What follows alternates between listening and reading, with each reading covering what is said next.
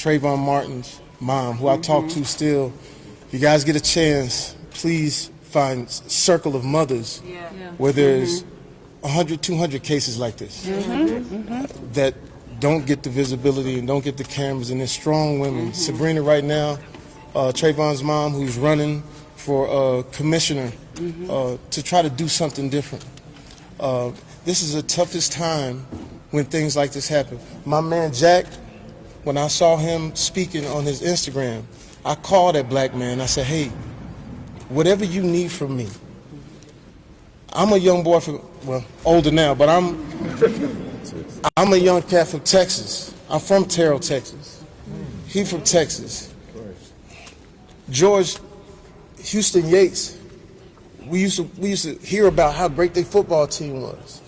So we have a connection. So all I wanted to do is let you know that we're not afraid to stand. We're not afraid to stand. We're not afraid of the moment.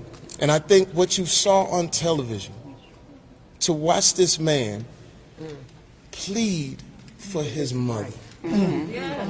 As I sit with my two daughters, my nephews, who had just come from the grocery store where there was a little thing, and I said, hey, you got to stop that.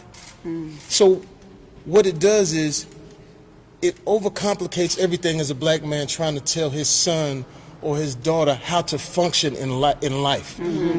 Even the things that we've taught them don't seem to work. And then there's this thing of contempt of cop, where it is something simple, and how does it escalate to something like what we have today? All we're trying to do is ask questions of why. Why is it when a person who walks into a church, sits down with the parishioners, prays with them, then takes out a gun and causes havoc, and you apprehend them? Right. A white guy. Why, when it comes to us, it seems like the brute force ends up what we're doing today. So all I wanted to do today was let you know that I'm not a celebrity. I'm from Terrell, Texas. These are my brothers. Talk about it. This means everything, because at the end of the day, when we see you guys out here on the front line, we want to let you know you got support. We want to let you know that anytime you need us, you can call us, we come. We're not afraid of this moment. God bless George and his family. Please wrap your arms around it. And to all of my friends who aren't black, just try to put yourself in our position. And thank you for what you're doing. That's all I want to say. We love you. We're here. We love you too. Thank you. Thank you for not leaving us to stand alone. I want to acknowledge the people who were responsible for helping to pull this together, all of the partners. Pillsbury United Communities, Minneapolis chapter of the NAACP, Until Freedom, Woke Vote, and the Racial Justice Network. And Minneapolis Foundation. And the Minneapolis Foundation. And I want to thank Carl Anthony Towns for stepping up too and showing up. Yeah. Absolutely. So now we will take a couple of questions. Okay, so 5 years ago, we were all here when Brother Jamar Clark was killed by two Minneapolis police officers. Mike Freeman chose not to take it to a grand jury and let those officers walk, and in fact let them back on the force. Now that we have one arrest, what is going to be moving forward to make sure that the culture of the Minneapolis police force is changed? Well, one arrest is definitely not going to change the culture. That's the bottom line. We've called for 4 arrests, and we want to make that clear to the media.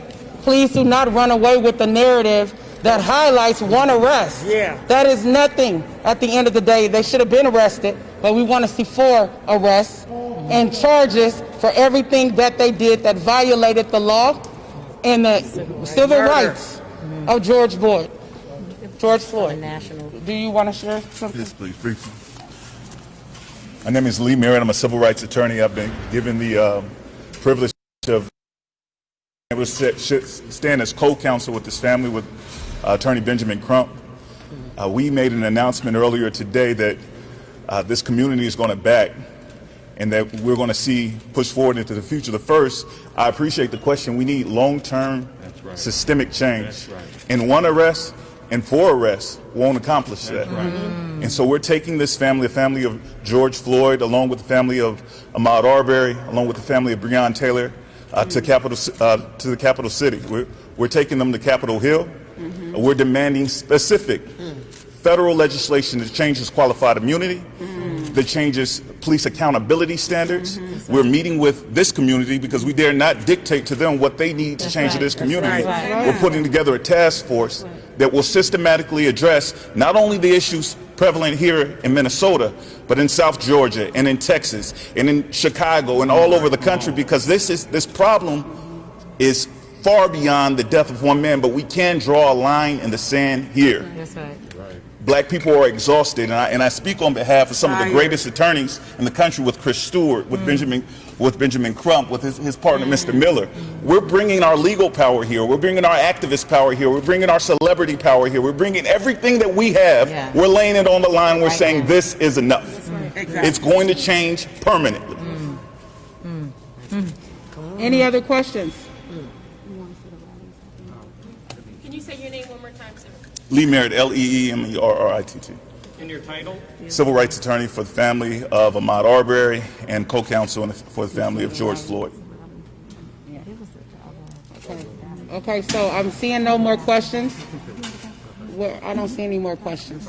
Okay, so we have been asked to let you all know that there is a rally happening across the street from 1 p.m. to 2 p.m. in the plaza of the Government Center. All are welcome. Thank you all for being here. I'm sorry, and I didn't mean to cut you off.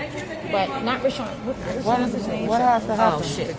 Thank you all for joining us. The other guy was supposed to speak with Who? Royce White. I don't know who. Yeah. Sorry. I was trying. I'm sorry. Can you speak at the rally? 100%. Okay. I didn't know. We're going to be at the front line for